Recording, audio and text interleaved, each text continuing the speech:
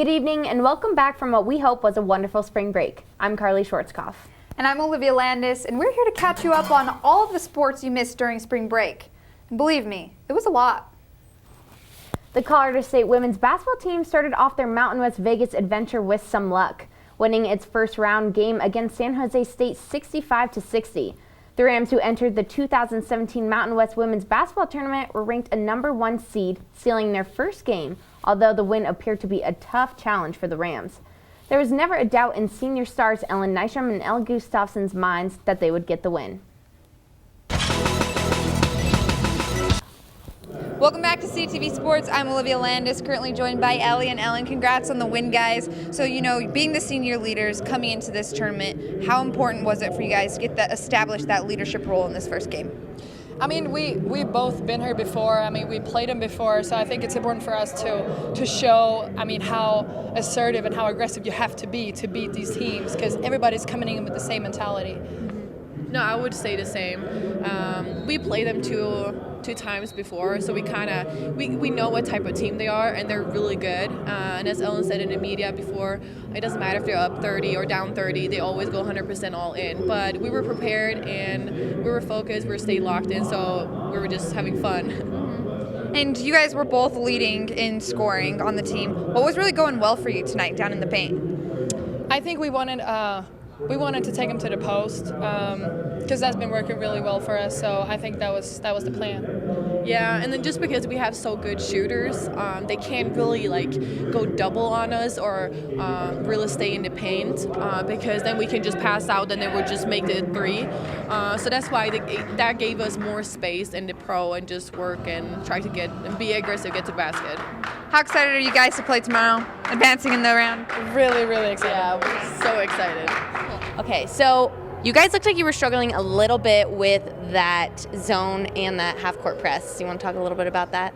Well, I think playing San Jose, they're always so aggressive. So I think they kind of caught us a little bit on our heels, on our toes. So, they're a tough team to play because they're all super aggressive, super quick and fast. They have a lot of guards. So, yeah, we struggled a little bit with that. No, I would say the same. We tried to find our open spots, and once we got the ball, we just have to be strong with the ball and just have patience and not just throw the ball right away. But as Ellen said, they're a really good defensive team, and we stayed focused, so that helped us a little bit. But I agree with you. Also, your coach talked about how this game truly was, a picture perfect look at what a crazy tournament looks like. You come down, you have to make those clutch free throws, you're up by a little bit, you're close, it's tied. This also, you talked about in the press conference your sophomore season, how that just was not how you guys wanted that tournament to go. You're a really solid team. Do you think you're a little bit happy that you got this game kind of out of the way? You can throw it over your shoulder in terms of it was a little not as what you expected, or do you think, this is how the tournament is, this is how every game is going to go, just because it's a whole different animal than just conference play? Yeah, I think we have to come in with the mentality that this is how every team is going to play, and they're all going to be aggressive because it's, it's everything or they're out, everybody's out, so everybody's on the same level right now. So, yeah. Yeah, no, everything can happen in basketball, and I feel like Ellen and I, we have experienced, during these 4 years here in the tournament, we have experienced everything. So we were prepared, and this is a good way for the people on the team that are here for the first time to just realize that everyone that walks on that court, they're just gonna be super aggressive, and everyone just wants to win. Well, thanks, ladies, for joining us. Good luck in the rest of the tournament. This is all the updates we have for you now, but we will have more for you next week. The win over San Jose advanced the Rams to the semifinals, where they faced the Boise State Broncos. The game came down to a dramatic fourth quarter where both teams combined for 49 points, with the Rams holding down the lead 60-57 with 2 minutes and 9 seconds to play. Both teams shot well to start the semifinals, as the Rams shot 40% with their senior duo of Gustafsson and Nystrom. The Rams studs couldn't match the Broncos' three-point game, who was led offensively by Riley Lufer, who scored 11 of her 17 points in the last 3 minutes of the game. As CSU head coach Ryan Williams stated, winning this tournament as a 1 seed is not an easy thing to do. Trust me on that. I think you saw two talented teams out there, and you saw kids on both sides that didn't want to lose. They just made a few more than us tonight. Although the Rams Mountain West tournament play ended short, the Colorado State team was invited to play in the postseason NIT tournament. The first round of the tournament was played in Fort Collins, Colorado on March 26, where the Rams rallied from a 10-point deficit with 6 minutes and 43 seconds to go in the fourth quarter to force an overtime and defeat the St. Mary Gales, 80-68. The win marked the program's first postseason win since 2003. Less than a week later, the Rams played in their second and final round of the postseason NIT tournament against UC Davis Aggies on Sunday, March 19th in Fort Collins, Colorado. The 1-point heartbreaker loss for the Rams officially closes the Colorado State women's 2016-17 season, losing to UC Davis 59-57. With Sunday's result, Colorado State finishes the season with a 25-9 record and a 15-3 Mountain West record.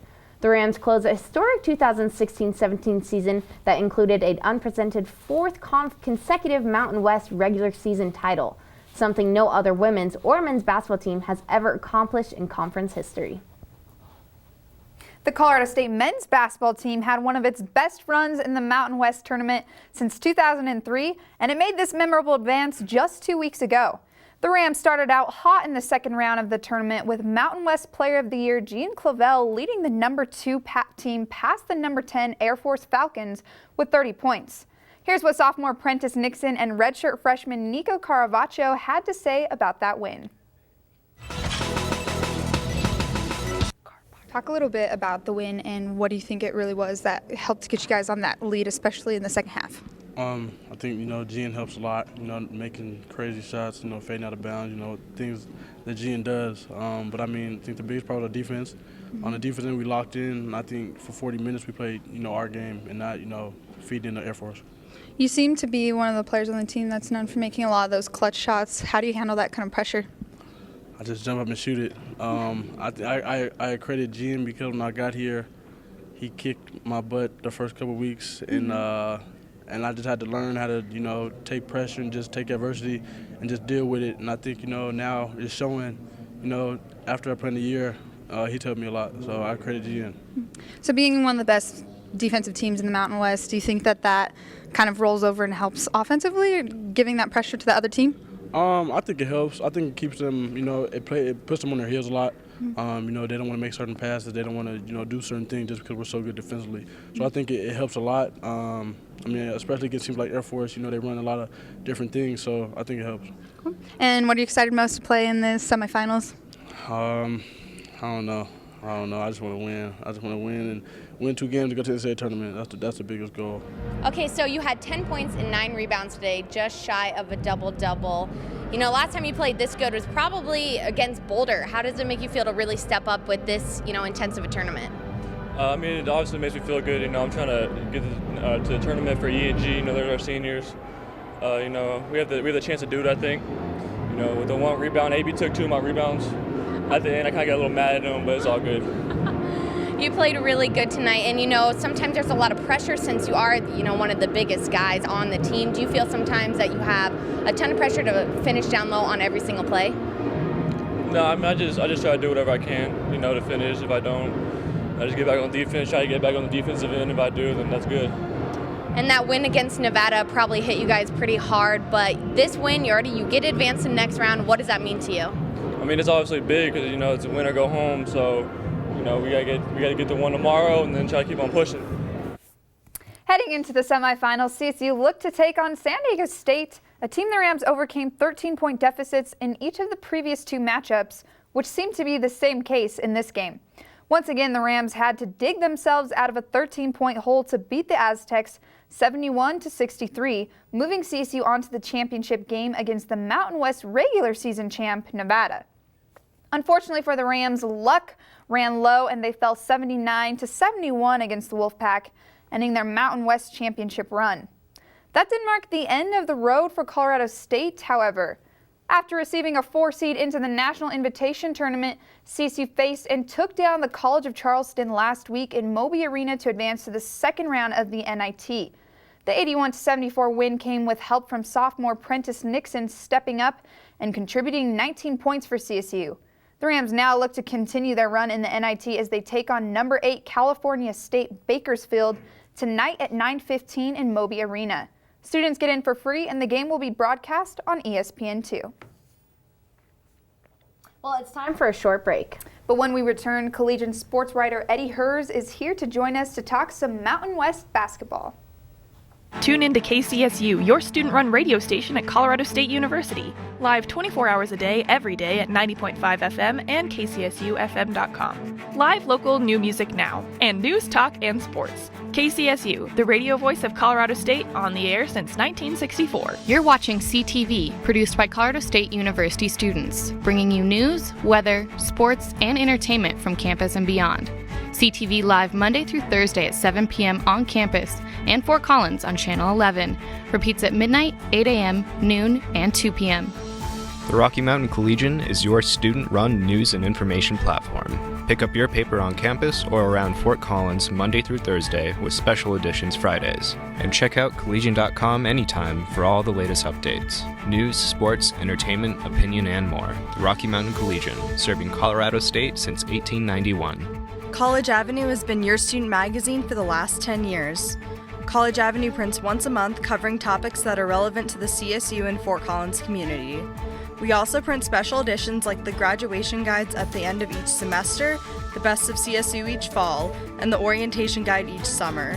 Look for us on racks around campus, off campus, or online at collegian.com under the College Avenue tab.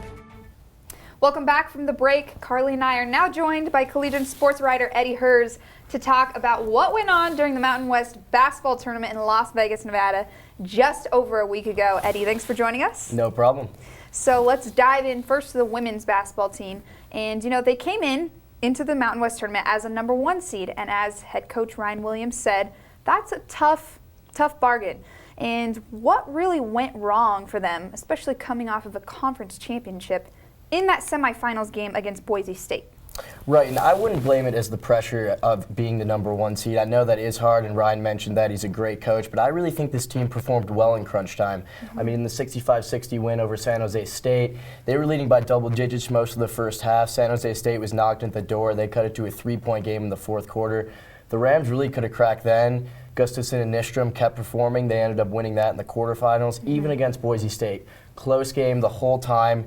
They just ran into a red-hot Riley Lupfer. She went 6 for 6 from the field in the fourth quarter. I mean, CSU played good in the fourth quarter. It's not like they fell apart. Boise State just simply played better. Yeah, and the Colorado State girls team has played well, this entire season. And you bring up a good point that it gets super close to the end. They do have those senior stars, Ellen Gustafson and Ellen Nystrom, who really played well throughout that entire tournament. I think Ellie showed up a little more than Ellen, though. Their game was a little bit off, especially in that last game against Boise State. I completely agree. They both had double-doubles in each game. They each had 2 double-doubles, to clarify. But, yeah, I mean, Gustafson shot 53% from the field, went 17 for 32 in the whole tournament. That's just lights out. Yeah, I mean, she had 26 points in the first game, had 12 boards in each game. Nystrom lit it up on the stat sheet a little bit. She had 17 and 10 the first game, but she really was not as efficient from the floor. They both have to be happy with their individual performances, but I would say Gustafson was definitely more of an effective woman.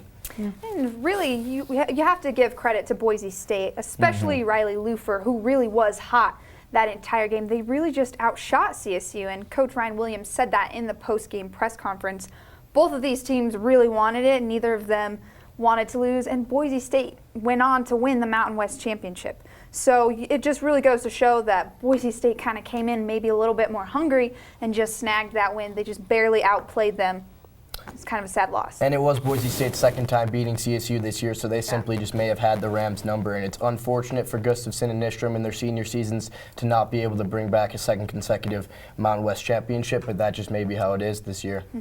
Yeah, and those 2 seniors, showed a lot of people what it's like to really play some good, solid basketball. All of us in that post-game press conference were pretty emotional listening to their stories of not only their friendship, but what they've taken away from basketball as a whole.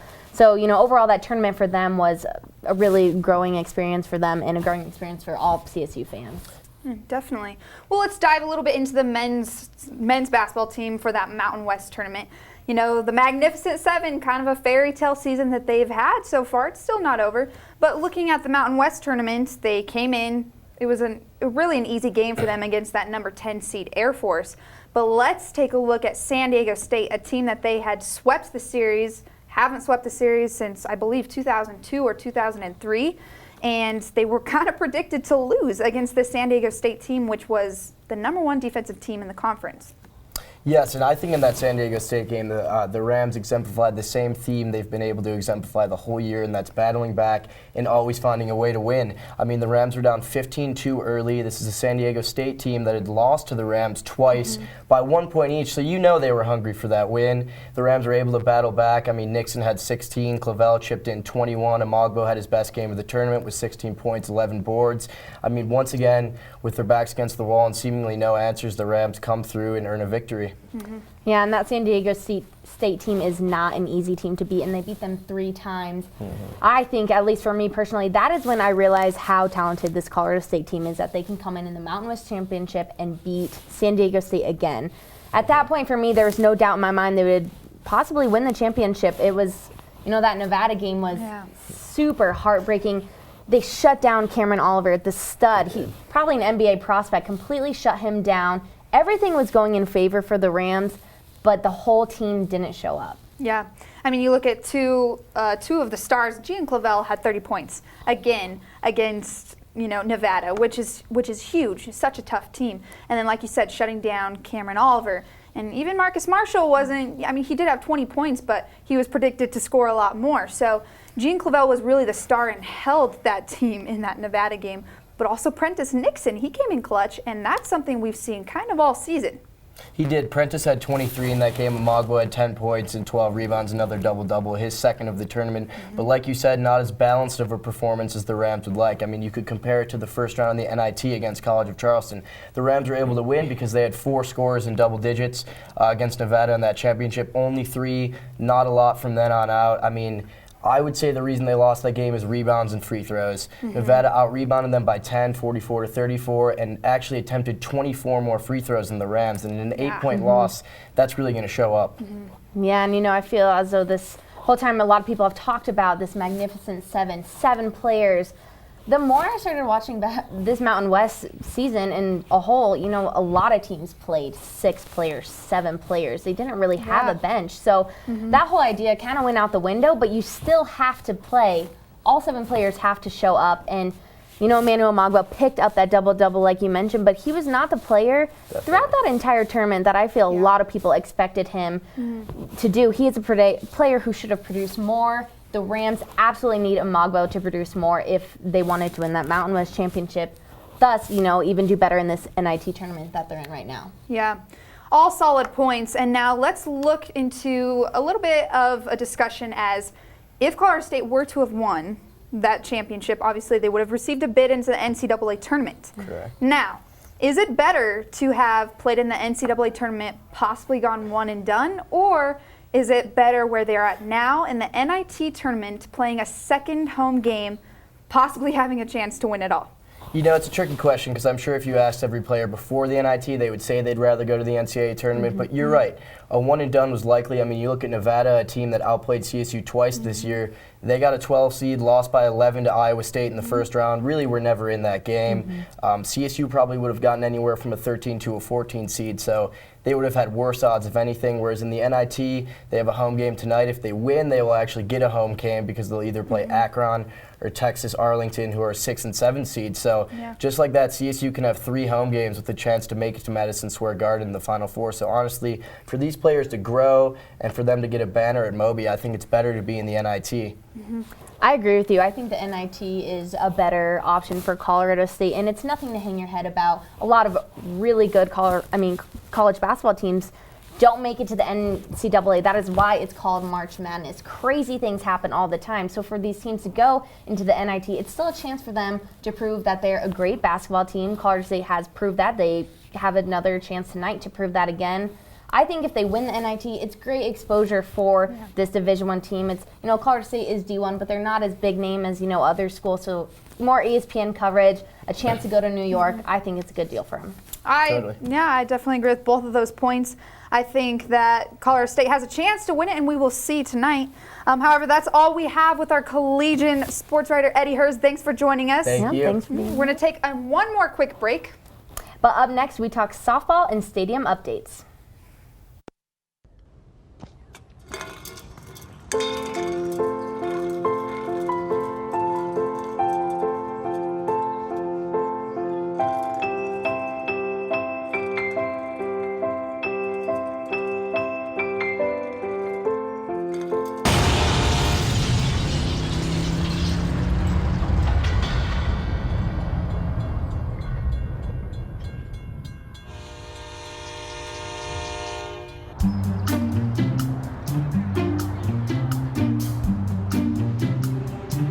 Don't worry, 74 people were picked before me in the NFL draft. To fight childhood obesity, United Way and the NFL are helping kids play at least 60 minutes a day. Okay, time for the team obstacle course. Yay! What this place needs is more healthy kids. To get involved or donate, go to unitedway.org/play60. Now I get it. The Colorado State women's softball team split a pair of Mountain West opening games at Boise State on Friday. The Rams, who entered the weekend 13-8 and 1-1 in the Mountain West, avenged a 10-3 loss in the first game of the day to beat Boise State by a 9-4 score in the second half of the doubleheader. Haley Hutton got the Rams off to a good start with a leadoff double and was later sent home by a single hit by Lauren Buchanan. CSU rebounded after the loss in the first game of the series, scoring 6 runs over the final 2 innings to beat Boise State 9-4. In the third game against the Broncos, the Rams overcame a 4-1 deficit to take a lead in the 5th inning, but the Broncos again rebounded and went on an 8-5 run in the third game of the series. Coming right back at the bottom of the inning, Boise State took advantage of the 5 fielding errors the Rams produced and scored 4 runs, taking the lead 8-5 and the title of the tournament. The Rams season is still young, and you can catch the women's softball team back in action at Ram Field this Friday for a 3-game series against San Diego State. Well, the on-campus stadium has made some immense progress since the last time we checked in. Athletic Director Joe Parker and head football coach Mike Bobo took to the new on-campus stadium to show off some of the advancements of the biggest updates fans have been able to see. Some of the biggest updates the fans have been able to see are the locker room and the field house itself. The structure is officially up and sound, with the coaches' offices up and installed. The field finally has some shape, and all of the stadium seats are nearly in place. The glass windows on the outside are up, and all of the stairs have been set. Hopefully this excites some fans for spring football, because that's coming in the next few weeks. Well, that wraps up this week's CTV Sports Show. Be sure to check out our coverage of tonight's men's basketball game and follow up on our Twitter accounts and our YouTube page for more updates. Have a great night. Hello Rams, and welcome back from spring break. I'm Tim McCall, here to keep you updated with all the latest in the world of Rams sports. Last night, the CSU men's basketball season came to an end in Moby Arena. CSU was defeated by Cal State Bakersfield by a score of 81-63 in the second round of the National Invitational Tournament. The Roadrunners were able to take control of the game early and never trailed throughout the entirety of the game. Cal State Bakersfield was led by their incredible perimeter shooting display as they sunk 10 of 13 three-point shots in the first half. The 52 points that the Roadrunners scored in the first half were the most points surrendered by the Rams in any half this season. And the Rams didn't do themselves any favors as they turned the ball over 17 times, allowing the Roadrunners to gain 19 points off of those turnovers. The loss dropped the Rams' all-time record in the NIT to 7-9. It was their 9th appearance in the tournament. The loss also marks the last time that we will see CSU stars John Clavel and Emmanuel Amagbo in a Rams uniform. Clavel, the Mountain West Player of the Year, ends his career in the top 20 in scoring in CSU history after just 2 seasons here in Fort Collins. And Amagbo was able to crack the top 20 in career rebounds here at CSU. Both of these players are among the greats to wear a CSU basketball jersey and will certainly be remembered for the impact that they had on this Rams basketball program. In further basketball news, the CSU women's basketball team also saw their season come to an end as they fell 58-57 to UC Davis on Sunday in the second round of the Women's National Invitational Tournament. The Rams went 15-3 in the Mountain West Conference and 25-9 overall on the season. The 25 wins are tied for the 4th most in program history. The end of the season also marks the end of a CSU career for both Ellen Nystrom and Ellie Gustafson, who will be remembered as 2 of the best to ever wear green and gold.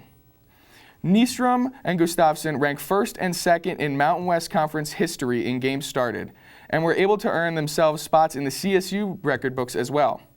Nystrom shattered the previous CSU record for assists in a career and finished with an eye-popping 584 career assists.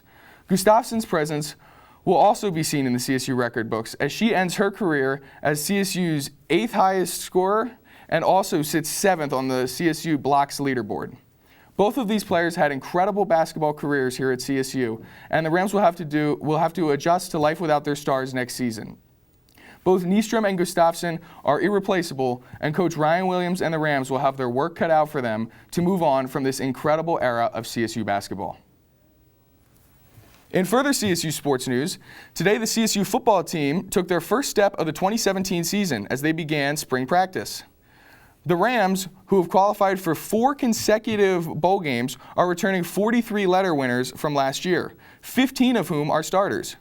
In addition, the team also returns 3 All-Mountain West players from last season: wide receiver Michael Gallup, offensive lineman Jake Bennett, and quarterback Nick Stevens.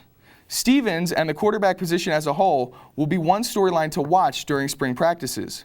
Sophomore quarterback Colin Hill played well as a true freshman last season until an ACL injury sidelined him in October. Nick Stevens took over for the Rams in late October and led the country in pass efficiency rating from late October until the end of the season. With 2 quarterbacks capable of winning the starting position, Coach Bobo is faced with a good problem to have. Be on the lookout for Coach Bobo and the Rams to determine who the team's starting quarterback will be. That decision will likely be based on how each quarterback performs during the next few weeks. Be sure to check out collegian.com to see if Nick Stevens or Colin Hill are able to do enough in spring practice to earn the starting nod from Coach Bobo. That's all we have for sports tonight, but don't go anywhere because up next, it's Ryan Christ with entertainment. Welcome back from spring break. I'm sports anchor Alexandria Clow, catching you up on what you missed over break. The Colorado State men's basketball team ended their postseason on Monday night in Moby Arena. The team lost to the Nevada Wolfpack earlier over spring break in the Mountain West Championship tournament. After the loss on Monday, the team was then rewarded with an invitation to play in the National Invitation Tournament. Colorado State was given the number 4 seed to start off with, and the team faced the number 5 seed College of Charleston. The Rams ultimately walked away with an 81-74 victory and moved on to the second round of the tournament. On Monday night, the team hosted the number 8 seed CSU Bakersfield. Unfortunately, Colorado State fell 81-63. Colorado State ended their season with a 24-12 record, while CSU Bakersfield improved to 24-9 in their season. CSU Bakersfield also advanced into the quarterfinals, where they beat UT Arlington. CSU Bakersfield is now in the semifinals of the tournament. The Rams trailed the entire game, and there was even a point late in the game where the Roadrunners were up as much as 26 points. The star player on CSU's side was Gene Clavel. He led the team with 21 points and 8 rebounds. Prentice Nixon also contributed the second team high of 15 points. This game was Gene Clavel and Emmanuel Mogbo's last as CSU Rams. The team now has some downtime to prepare and come back ready to win next season. The Colorado State women's basketball team had a similar ending as the men's team. The Rams fell 58-57 in the second round of the Women's Invitation Tournament on Sunday. This loss rounded out their season with a record of 25-9. The 2 players that were leading scorers were Ellen Nystrom and Ellie Gustafsson.